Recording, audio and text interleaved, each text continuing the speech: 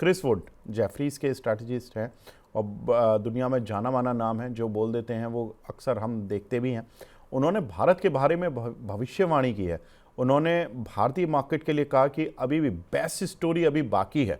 तो ये जो कहा जाता है कि पिक्चर अभी बाकी है मेरे दोस्त, वो शायद क्रिस वुड की अभी क्रिस वुड अभी भारत में देख रहे हैं। और वो बोले कि म्यूचुअल फंड्स में इनफ्लो रुकने पर एफआईज की वापसी संभव है, और एफआईज की वापसी एक और शर्त पर हो सकती है, अगर सेमीकंडक्टर चिप्स वाली जो ये रैली है दुनिया भर में, ये अगर पीक पर आ जाए, तो जैसे ही वो पीक पर आएगी तो इंडिया में एफआईज आने लगेंगे। दैट मीन्स कि जो एफआईज अभी साउथ कोरिया और ताइवान के मार्केट में जा रहे हैं, वो हो सकता है कि इंडिया के मार्केट में आते हुए दिखाई दें।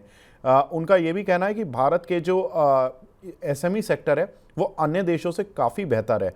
और उन्होंने अपनी जो टॉप पिक्स हैं उसमें मन्नापुरम फाइनेंस को अपनी निवेश लिस्ट से हटाया और टाटा कैपिटल पर उन्होंने निवेश की राय रखी है। सर, थोड़ा सा ये बताएं कि ये जो दो काउंटर उन्होंने बताए हैं, बाकी तो मैक्रो खबरें हो गई थोड़ा मार्केट को लेकर। एक तो ये पॉजिटिव है खैर कि मार्केट में अभी बेस्ट स्टोरी हमारी आनी बाकी है, और अभी मैं एक और चार्ट सेटअप भी बोलूँगा जिसमें कि निफ्टी पर आपसे भी बात करूँगा। लेकिन पहले ये दो शेयर बताएं सर। मन्नापुरम फाइनेंस उन्होंने अपनी निवेश लिस्ट से हटाया है और टाटा कैपिटल उन्होंने निवेश लिस्ट में डाला है, यानी कि वो उसमें निवेश कर रहे हैं। ये दोनों काउंटर पर आपकी राय सर? ठीक, तो देखिए विवेक जी, जो स्ट्रक्चर है मन्नापुरम फाइनेंस का, वो उतना नेगेटिव अभी भी नहीं है लंबे चार्ट पर। देखिए डिस्कशन बात हो रही है इन्वेस्टमेंट पर्सपेक्टिव से, लॉन्ग टर्म पर्सपेक्टिव से। तो जो मन्नापुरम का मूव शुरू हुआ था, बड़ा मूव वो शुरू हुआ था अगस्त 2025 में। द बेस वाज 244, 244 रुपए के बेस से एक अच्छा मूव शुरू हुआ था। स्टॉक अभी भी 265 रुपए के पास ट्रेड कर रहा है। तो अगर आप इस पर्टिकुलर काउंटर को देखेंगे तो अभी भी स्ट्रक्चर उतना नेगेटिव नहीं है। हाँ, गिवन द फैक्ट, अगर मैं डेरिवेटिव डेटा को कोलेट करूं तो शॉर्ट्स हैं 295, इसके बाद फिर दोबारा 285, 275, सब जगह पर शॉर्ट्स आ रहे हैं, बट डिलीवरी बेस्ड शॉर्ट नहीं है। कोई बहुत बड़ी बिकवाली जैसा नहीं हो रहा है, सिर्फ डेरिवेटिव्स बेस्ड ट्रेड्स हैं इसके अंदर। तो मुझे लगता है कि हर गिरावट पर हर राइस पर एक सेलिंग हो रही है। इमीडिएट सेल ऑफ करीब 290 का जोन है, 285 का जोन कोई प्रोसाइज, जहां पर शॉर्ट प्लेसमेंट है। मुझे लगता है 244 तक की गिरावट हो सकती है, बिल्कुल एक्सट्रीमली लाइकली है। तो अनदर 8% आप मान लीजिए स्टॉक करेक्शन हो सकता है, स्टॉक में करेक्शन हो सकता है। सेकंड है टाटा कैपिटल। तो देखिए टाटा कैपिटल तो अपने लिस्टिंग डे के भी नीचे, मतलब ऑल टाइम लो के आसपास ट्रेड कर रहा है। भाव है 315। तो टेक्निकली मुझे इसमें कुछ दिख नहीं रहा है, कुछ भी करने के हिसाब से कुछ समझ में नहीं गिर रहा है। तो नाउ मैं यही कह सकता हूं कि जब जो शॉर्ट्स दिख रहे हैं वो 330 के पास है इसी वीक में। तो कोई सर किसी वो ने इन्होंने शरद सर उन्होंने अपनी कन्विक्शन लिस्ट में डाला है, मतलब कि वो इस पे पॉजिटिव हैं। तो क्या आप पॉजिटिव मतलब पॉजिटिविटी कुछ है? ये 315 सर, इसका रेट 321 आ रहा है सर मेरे पास तो। हाँ 321, वही मैं कह रहा हूँ। 321 का भाव है, जो ऑल टाइम लो है इसका, वो है करीब 315 रुपया। लेकिन इसी वीक में जो इसी वीक में एक सेल ऑफ आया है, वो जोन है 330। तो मैं अब फॉलिंग नाइफ तो कैच नहीं करूंगा। अब मैं चाहूंगा थोड़ा शॉर्ट कवरिंग।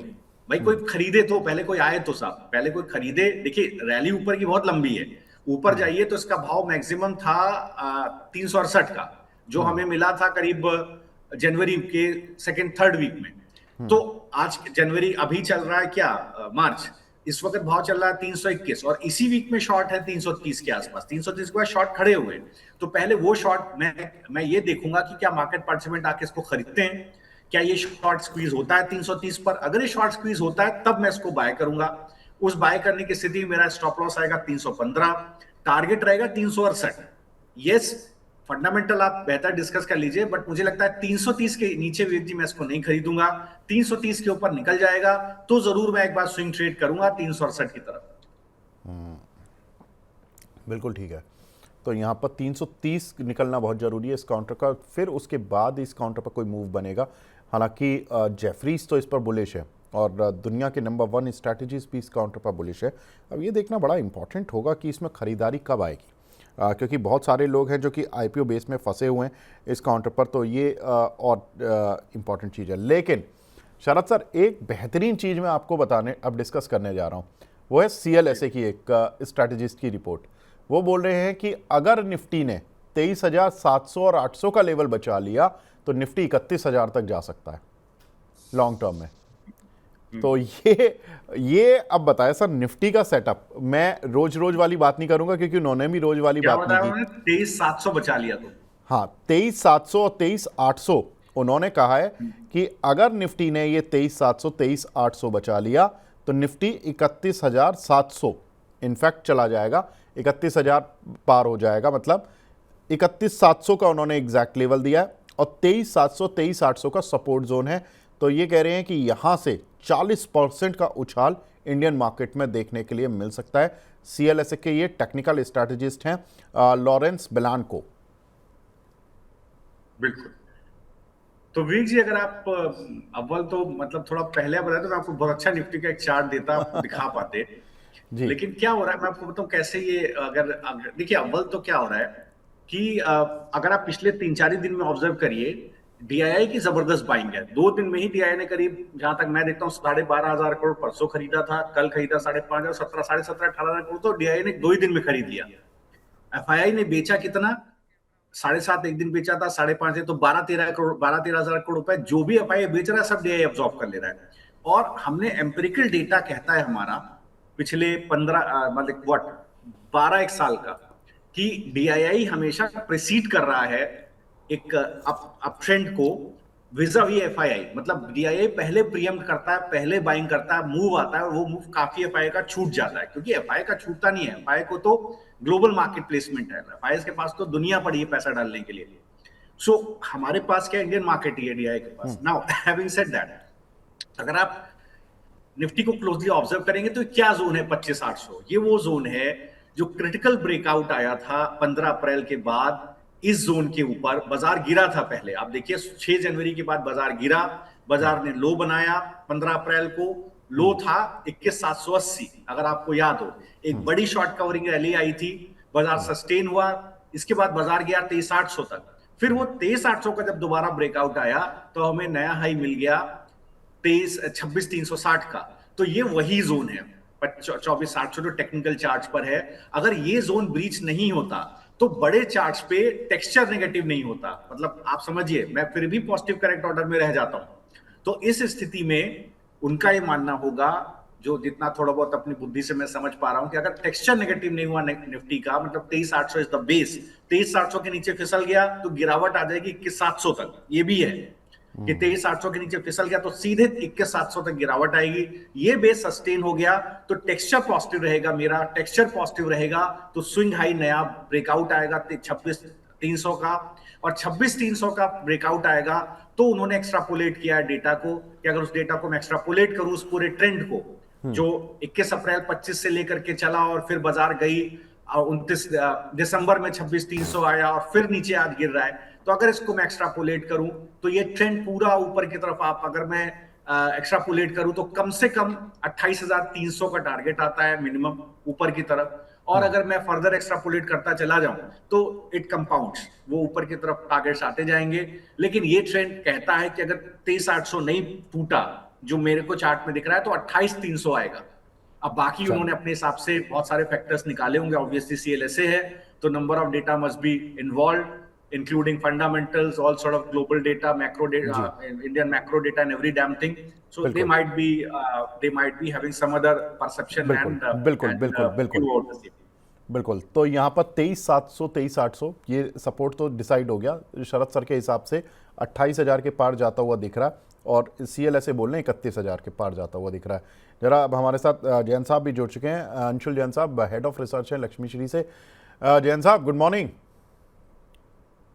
नमस्कार जैन साहब, जरा एक चीज बताओ, ये CLSA वाले बोल रहे हैं कि भाई अगर 23,700 23,800 नहीं टूटा निफ्टी में तो 31,700 चली जाएगी निफ्टी लॉन्ग टर्म में, 40% का उछाल।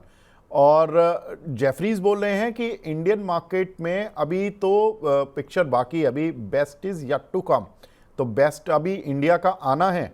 और वो कह रहे हैं कि SME वगैरह इंडिया के बहुत अच्छे हैं और इमर्जिंग मार्केट के मुकाबले। और दूसरा कि जैसे ही सेमीकंडक्टर चिप्स वाली जो कंट्रीज़ हैं वहाँ पर जैसे ही पीक लगेगा तो इंडिया में FIs फ्लो आ जाएगा। तो ये जेफरीज के चीफ स्ट्रैटेजिस्ट क्रिस वुड मान रहे हैं। और जो ये 23,700 23,800 का सपोर्ट लेके 31,700 का टारगेट दे रहे हैं, ये CLSA वाले दे रहे हैं। जरा बताना जैन साहब, आपको क्या लग रहा है अगर निफ्टी का लॉन्ग टर्म चार्ट देखा जाए तो? सर देखो ऐसा है ना, पहले तो इन रिपोर्टों पे मेरे को बहुत ज्यादा भरोसा नहीं होता है अनलेस प्राइस चार्ट इनके साथ अलाइन हो। क्योंकि 60-65 रुपए पे ओला पे बहुत बुलिश वो ब्रोकरेज रिपोर्ट आई थी और चार्ट कंप्लीटली बेरिश था। हो सकता है उनको कुछ पॉजिटिव दिखा हो, मैं ये नहीं कह रहा हूँ कि वो गलत है या कुछ है, हो सकता है उनको कुछ पॉजिटिव दिखा हो। और चूंकि निकली जिसकी वजह से कुछ काम ही नहीं बन पाया, तो मैनेजमेंट ले भी थी उनकी रिपोर्ट को भी, कंपनी के शेयर को भी, और लोगों के पैसे को भी।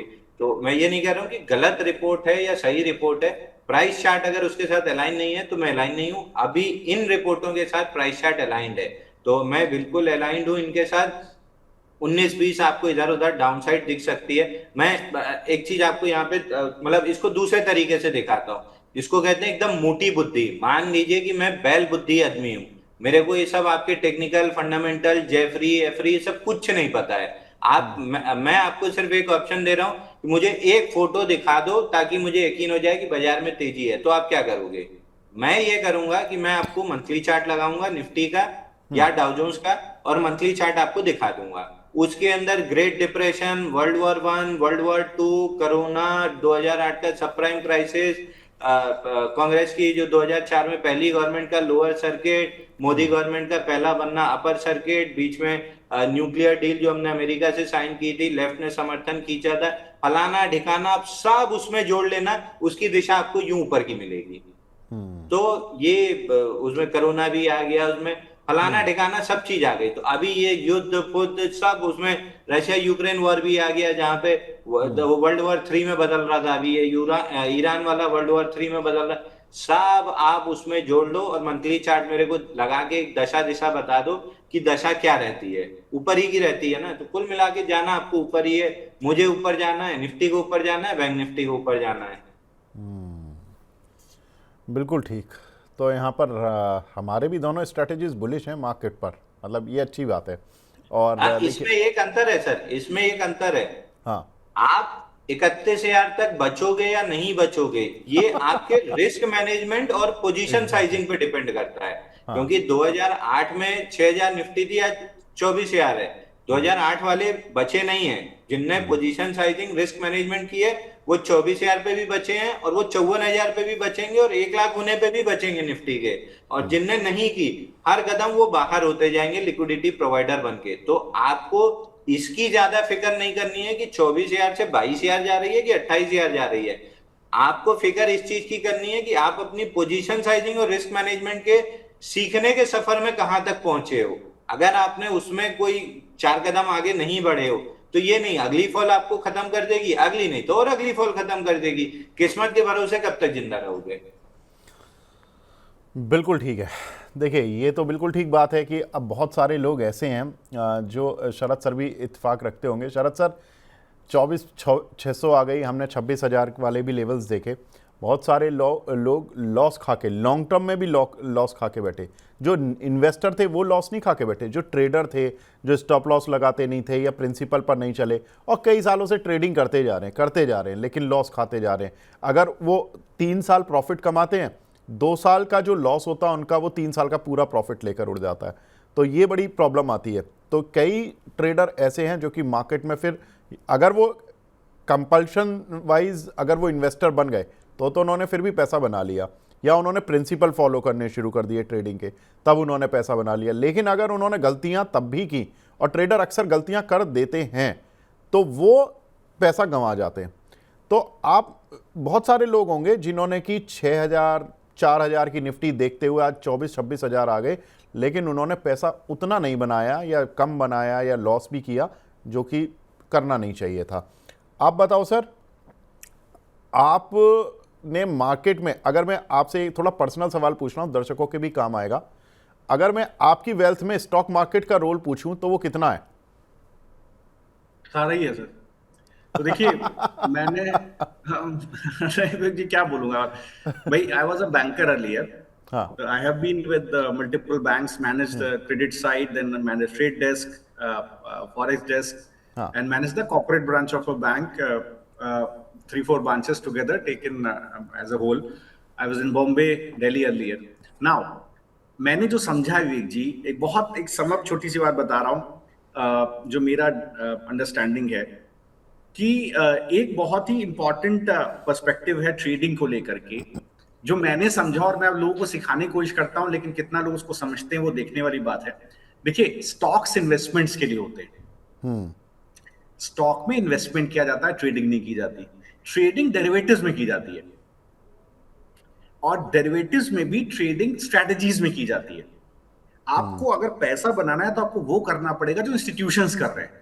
आप समझिए, आप अपनी मर्जी से काम करके वो पैसा नहीं बना सकते जो इंस्टीट्यूशंस बना रहे हैं। जो सिंगापुर में या लंदन में या बॉम्बे में बैठ के इंस्टीट्यूशंस कर रहे हैं, आप उनके साथ कभी बैठिए और समझिए, वो डायरेक्शनल नहीं होते, वो रिस्क कंट्रोल कर रहे होते हैं, और वो आपका पैसा लेके जा रहे होते हैं रिटेलर्स का, जिसको लेकर के सेबी कॉशियस भी है।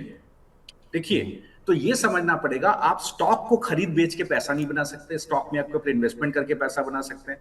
डेरिवेटिव्स में आप स्ट्रैटेजीज के थ्रू पैसा बना सकते हैं, आप वैनिला ऑप्शन बाइंग करके पैसा नहीं बना सकते। तो जो लोग आप स्टॉक में ट्रेड करते रहेंगे, दूसरे लोग आपका पैसा अपने घर ले जाएंगे। जब तक आप ऑप्शन में बाइंग सेलिंग करते रहेंगे, पुट खरीदा, कॉल खरीदा, तब तक आप दूसरे मार्केट पार्टिसिपेंट को अमीर करते रहेंगे, उनका पैसा बढ़ता रहेगा।